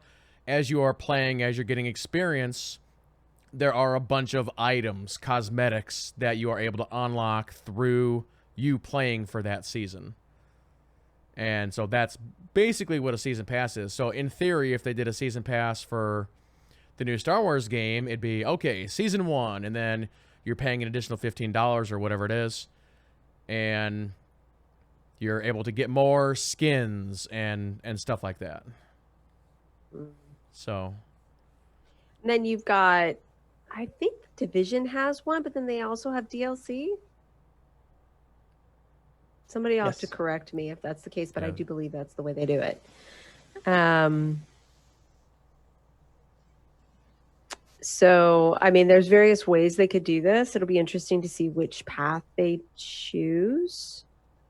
Warframe even has one, but you don't pay anything for it because Warframe is free. Yep. Except for when you choose for it not to be free. Yeah. And bringing up Warframe, I mean that's an example of a way that you don't pay to win, and you could buy all the content if you wanted to because your money just directly transfers into in-game currency. Or you could be smart like some of those platinum millionaires out there that have almost not even spent a dime on the game. They've just utilized that in-game market, farmed stuff, turned it into platinum, and there you go. You can get any content in the game. Yep. But it's still, you can come back to, and you can, the next frame is released, or they'll come and bring some from the vault, and then you can go buy it. Yep. Yeah. So it'll be interesting to see how they choose to do this, but my mind's just, I'm still stuck on the fact that they're saying no microtransactions. I guess we'll see. Yeah. I'm as doubtful there. Like, I'm okay with it. I'm okay with it when it's decals and you want to customize your stuff and it doesn't affect the gameplay. I'm not missing out on a map, or I'm not missing out on a ship, right? Or if it comes to a season, I get to unlock the ship, right? Sure. But to not have that on a $40 game for the quality of what we're seeing right here, unless it's a, hey, community, forgive us, here you go. And something else that just popped into my head, if this game were to have another controversy of any kind, microtransaction or otherwise, that's not going to be good for EA. Because that'd be the second Star Wars game that's got some kind of issue, so I have a feeling if they're saying no, it's got to be no. I mean, I know, but I don't disagree with you at all that they're saying no microtransactions, and they will get busted if they do. But my issue is that they and every other studio, let's be fair, on the planet, will sit here and say no microtransactions, but they'll go, hey, but here's a season pass. Like, Do you know what I'm saying? Like they'll try and split the hairs and thread the needle. Well, and as we're getting right here, there's a lot of people who have different opinions about what a microtransaction is. Yeah. And I'm sure they've they've market tested all this, and they know where that line is that they can hit. That's still, but they tried to do that with Anthem. No like here's a store, but the content's going to be free. Please buy the stuff in our store. And Anthem's store was, I got in, by the way, y'all. Nice. was bare. Okay, what am I supposed to do here? Enter the secret code. How do I enter the secret code? So here's something kind of interesting. So Jeff Keighley just put out a poll on how would you rate today's EA press event, ABCD. Over 10,000 votes, 49% D or below. and I don't know, to me, that's just the EA bandwagon haters just jumping on that. Yeah, that absolutely is. I would not. It wasn't that bad. I give it like a B-, honestly. Mm-hmm. It was short. It was to the point. You showed off indie. You showed off the. I mean, as much as we want and hope for games, what I saw there, I mean, yeah, you show off content, gameplay. You talked about Squadrons, which was basically people been looking at right now. Not really any, what's the word I'm looking for? Switch out or anything like that, misleading, anything like that. To me, that line right between a B- and a C, so it's like right there. Yeah. If you're talking to a college professor, you're a B. If you're talking to high school, it's a C. So it's like right there. Yeah, I don't. That was not nearly as bad as what year was that, Kidley, that we were like, oh. It was the Command and Conquer year, right? Where they brought the people out to play Command and Conquer for mobile. That would have been. Well, I think I heard Command and Conquer, and I was like, 2 years ago. Because last year they had two people coming out. They had them play Command and Conquer. Was it? And I can't remember. They kind of merged together. But they had that? And was that the same year that they brought the dude who won the tournament out for, what was it, Madden or something? And then they had Battlefront 2, like all the EA or all the content creators going against each other playing Battlefront 2, and we were all like, I don't want to watch a bunch of people sitting there shooting each other that are like, content creators on Twitch. If I want to watch, I'll watch them on Twitch if I want to watch that. Mark Dara did have a tweet 24 minutes ago. There was a writer for, let me just double check this guy. I think it was Forbes. Yeah. And he actually did a tweet saying, are we sure BioWare still exists? And Mark Dara's like, I'll check. 1 sec. Let me go. I still got the sign up. I think we're good. I love him. I've been following him since CAD, before Dragon Age 3. So I just like how he'll be like a tweet and he'll go, oops, and he'll like leak something. Oh yeah. Oh, I didn't mean to do that. Dang it. Whoops. And then he'll troll, like when Andromeda on N7 Day released the Andromeda trailer. I was on a plane, so for N7 Day, and then he went, oh, okay, well, I just gotta. And then he released that, like, where he filmed with the book, the red book with the tower on it. That was the teaser for Dragon Age 4. Like, it was the book that had the white wolf and the something on it. And everybody was like, oh! Yeah, he does that stuff all the time. It's kind of funny. Another interesting tweet. There's a person named Joe Barry who looks like they are a writer at Motive, and it looks like they might. Oh yeah, she used to be a writer on SWTOR. So it looks like okay. Keep going. Looks like they wrote potentially the story for Squadrons, and Charles Boyd retweeted that. She used to be she wrote. I feel like somebody correct me if I'm wrong, but I'm almost positive Joe Barry is the one who wrote the counselor story for SWTOR. Could be. I'm almost positive. She also wrote on Dragon Age. So. Just saw a tweet. Somebody's like, they didn't say Skate 4. And then Jason Schreier comes on. That's because it's Skate Battle Royale. Yeah, no, but I mean, what's it gonna be? They could be just God of Warring it too and just call it Skate. Well, I mean, that's what we're seeing a Tony Hawk being God of Warred. Yeah. Right? Mm-hmm. Which, in the skating world, where do those fall? Is it Tony Hawk Skate? Skate Tony Hawk? Where are we at? Is it balanced? And, you know, funny enough, Microsoft's working on one too, because at E3, I want to say 2 years ago, they showed a game called Sessions, which was a skate game. That sounds vaguely familiar, yeah. Yep. And, you know, yeah, when we did, what was the PC Gaming Show, or one of them, there was another skate game that was shown. Yeah, that's what I was talking about. You're right.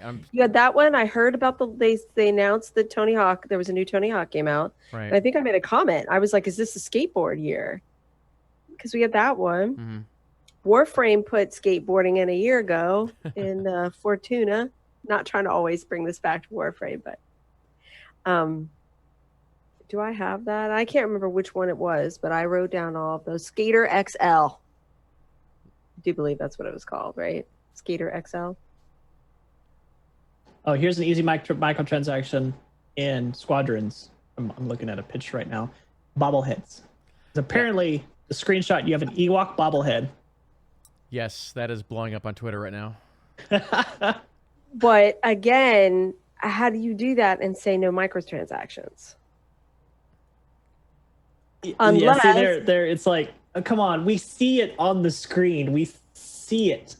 Unless you unlock it, which I mean, it's, again, not to bring it back to Warframe, but you can earn bobbleheads as part of the, you know, the season or whatever. Yeah. Whatever they call it in Warframe. Yeah. That's one of those you can unlock if you hit a certain level on your thing. Yeah, I was just gonna say, yeah, in Warframe you can totally deck out your ship with all kinds of little things, right? Bobbleheads. Mm-hmm. Yeah. They have those. And little, you know, on Valentine's Day you get the little heart, the hologram heart thing, and people make designs with them on the inside of their thing because you have unlimited numbers you can get of them. They're like a credit. So of in-game currency, they're a credit. We'll see. Man, we're spending all this time on microtransactions, and that should just impress upon people how, like, how important the game economy, both in and out, is to a game. Like, that is developed at the same time that they're developing the foundations of a game. You have to decide how you're going to fund your game. So for them not announcing it, but besides saying no microtransactions, just makes me scratch my head just a tiny bit, unless they took so many assets from Battlefront that the outlay for the game to start with isn't that much, and maybe $40 is enough to pay for what remains. I mean, I don't know. That would be hard to believe. But yeah. R2 just put a really good link in chat for the Star Wars game. Take off to evolving battlefields in both known and never before seen locations across the galaxy. So here's like all the maps apparently. Ah.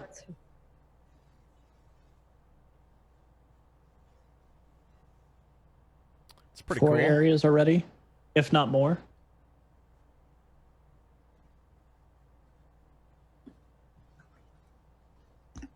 Which that could be. I mean, who was it that mentioned it?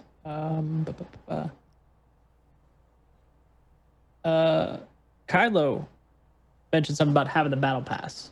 Right? You come to a new season. Here's new maps. You can go play on. You don't need to get it. Buy your battle pass. Here you go. Right? Are you done? Studio gets their money. You get the new content. Yes, it's DLC. There we go. We're done. I mean, honestly, I like DLC better than microtransactions. Maybe I'm old, but I would rather just pay XYZ dollars and be done. But again, there's a reason why they've moved to microtransactions. And what is it? Because at the end of the day, they make more money off of microtransactions than they do off of paid DLC. So,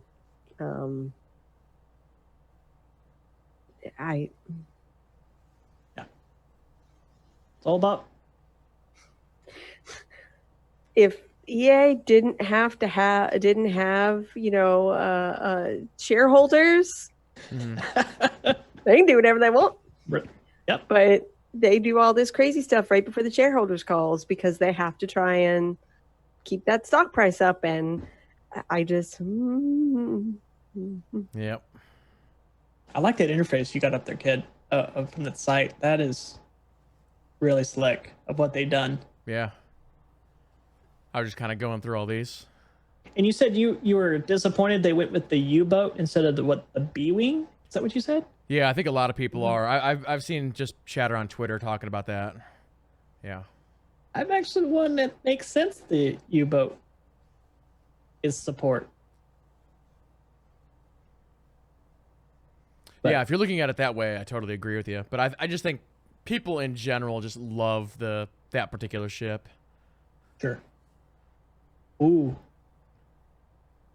They could have a multi-role, like you could put it and fit it into different class. That would be neat content right there. Yeah. Maybe they're bringing the B-wing later. Next battle pass, B-wing and TIE Defender. There we go. Done. Season 2 exclusive. Yeah. I mean, I'm just saying I don't do the space pew pew really. So y'all are just talking. You guys are all talking Greek there a little bit, but you know. That'll be our squad. We'll have the 3 of us, and then we can grab like R2. You want Derpy. You want Kirk. You want Kirk. Grab Kirk. Maybe we can get him to get this game. I feel like I don't know why, but I'm getting a vibe of Kirk needs to be in an interceptor. Like he's the guy that loves the dogfights, gets right into it. No, I think what he likes to play a lot in GSF, I think he's a bomber guy. I swear he likes him some bombers. But I don't know what that translates to this game, but I could be wrong. He's going to tell me any minute now, I'm sure. Yeah, maybe R2 knows because I think he's played with Kirk, but he's loved Wing Commander and everything else. So I'm hoping he's like, let's play this because I can't seem to get him to play another game other than SWTOR. Not that there's anything wrong with that.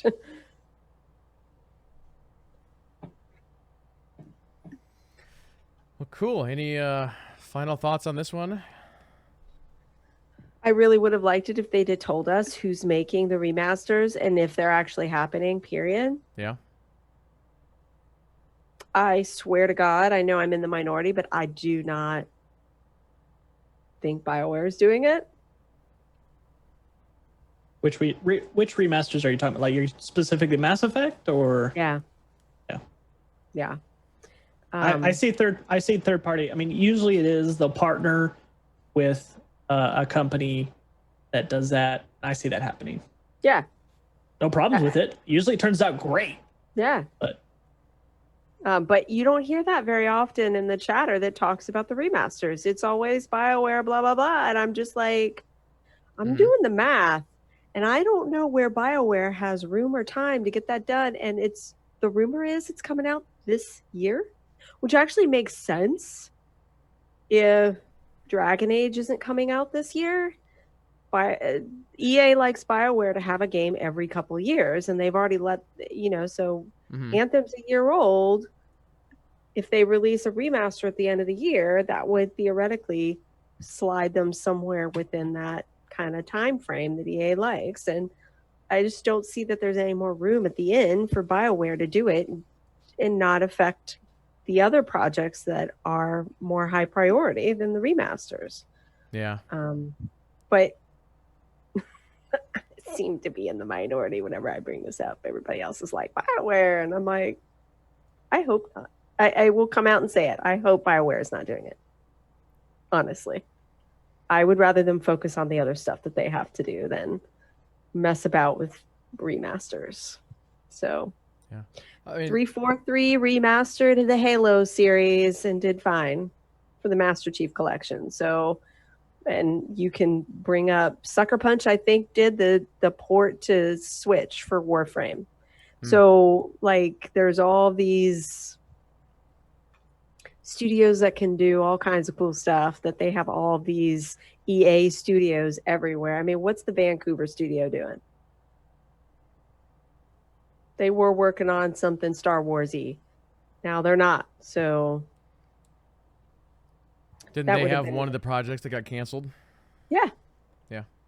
They picked up the one from Amy Henning's the Amy one project. What was the left of the remembrance of that went up there and then it got canceled. I think that studio helps out with like the sports games. I'd have to check and reaffirm that, but that's what my brain is telling me.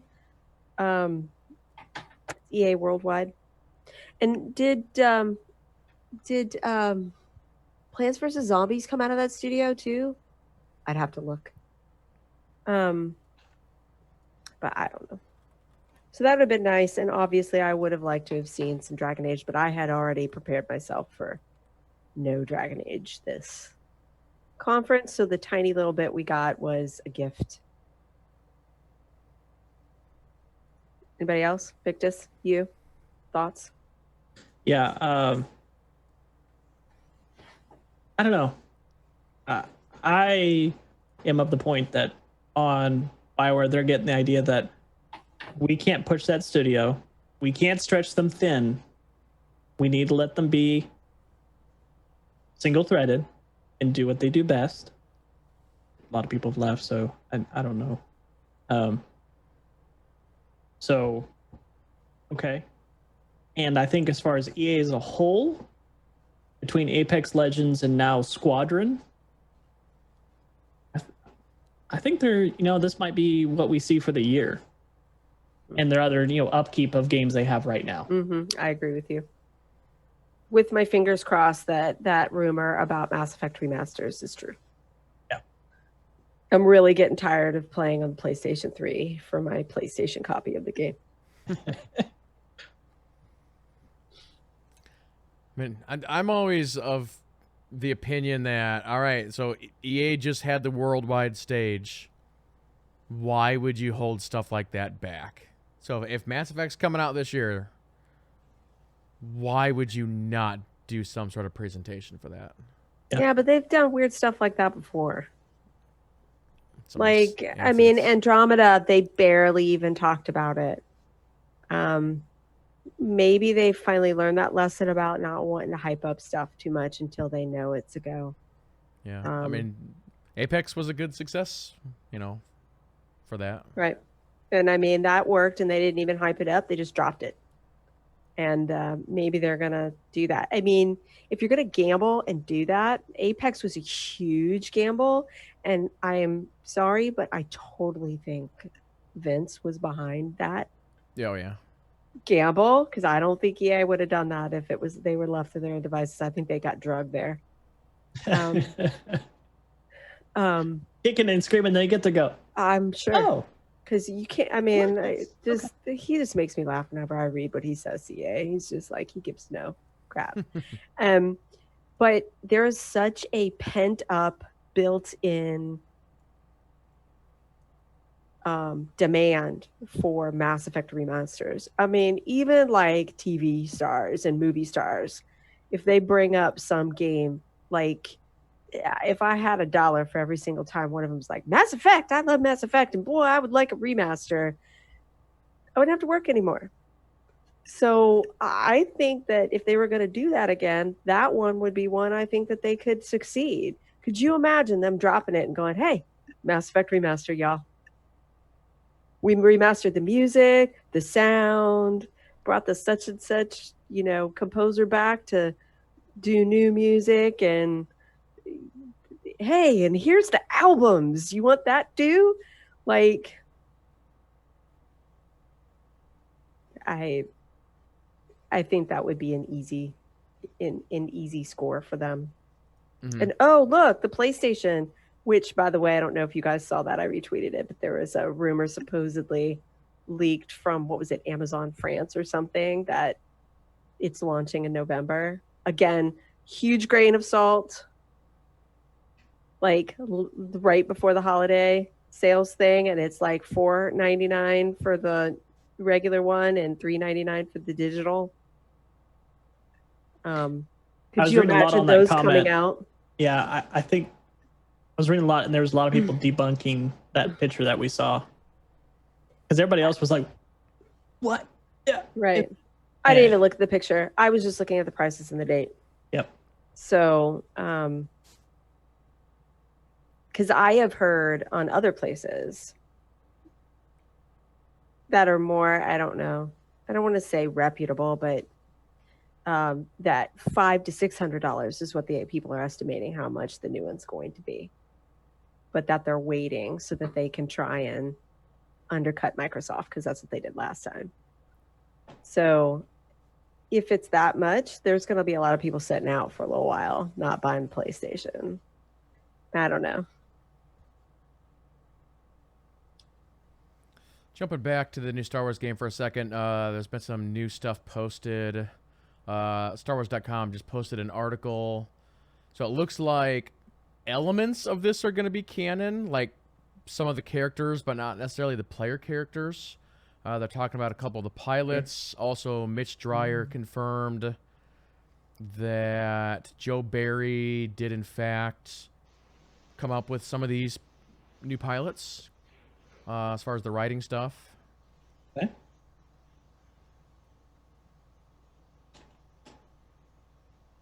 Well, she's good. So, BioWare writer. So, that's always a good start. Yeah, if there's anybody in chat that wants to see that article, there's that one.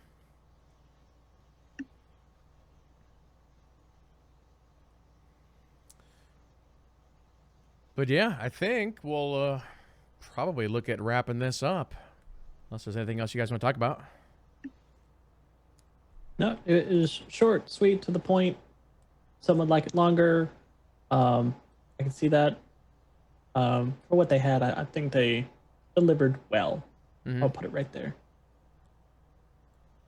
And no cringy hugs this time. That's plus.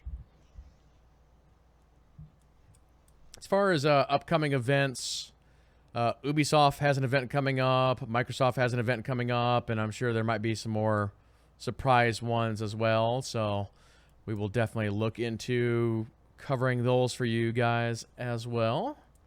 Those are both in July, I believe. Mm-hmm. So I think we've got a little bit of a break, unless there's another, like I said, random pop-up one. Let me check the schedule here just super quick, just to make sure there's nothing. Cyberpunk has a thing coming up on June 25th. I don't think they delayed that today. So there's also an Avengers thing happen on the 24th. Yeah. So because isn't it releasing soon? No, that's the Avengers game. That's a fall game. What am I thinking? Oh, okay. There's something that I'm thinking about that's releasing soon. I must be getting something else confused. But I did know about the winter ones. Because the big one's tomorrow. Are either of you starting Last of Us tomorrow? I'm not. I may start it this evening or this morning, right? I assume it releases at midnight. Could be, yeah. I mean, I haven't paid attention except for my kids keep going, Mom, it says you have blah, blah, blah until it is playable. So I let them keep track of it for me. But if it does, my daughter and I are playing it again. So yes, I'm that mom. I guess I get the bad mom of the year award, but I might play some of it today, but definitely we're playing it starting tomorrow if we don't hit it at midnight. Yeah, then we got Ghost of Tsushima. That's about 3 weeks away, I think. I'm so looking forward to that one too.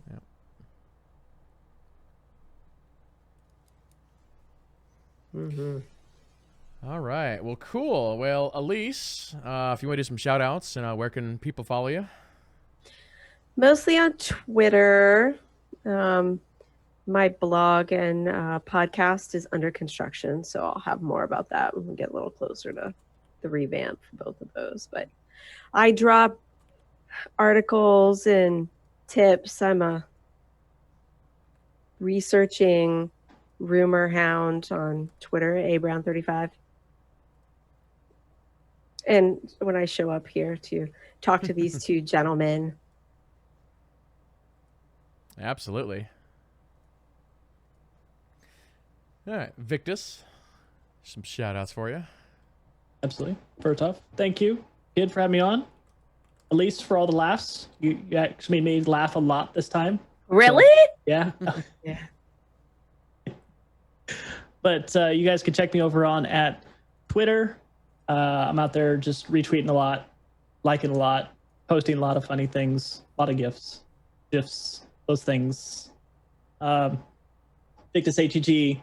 I will be live later tonight playing through hard mode or master mode Terraria over on my Twitch channel, Victus ATG. And if you want to listen to a podcast, I co-host the All Things Geekery podcast. So how is Terraria going these days? Because master mode is brutal. Oh yeah, hard. Yes, but the update, what they included, the new update is phenomenal for a final send-off update because it's the last one for Terraria. I thought I had heard there was an update or some new stuff, right? Yep. I'm not The a big player, one. but I kind of pay attention every once in a while. So Appropriately named Journey's End. So, but what they did in it was really good, really good. And Terraria already had phenomenal gameplay, depth, replayability, and they just added to that some more bosses, the master mode, even it's not really an easy mode, but allows you to customize your gameplay to where maybe things spawn faster, time goes faster. You have some more control over the gameplay itself. So it's catered to those that like that. Yeah, one of these days I gotta jump into it and try it myself. good. I'm not the only one who hasn't. I've been invited multiple times, and I'm just kind of like,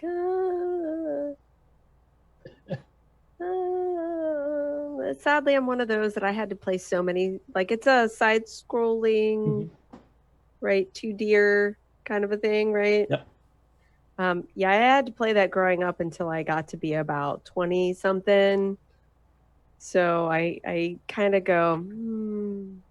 Well, and that's what I started on Minecraft. Not that there's anything wrong with that, right? At all. And I started on Minecraft first, and going, I was like, it's a knockoff of Minecraft. Honestly, that's what I thought because I was already playing Minecraft. I was in it, all about it, and then a couple months ago, I was like, you know what?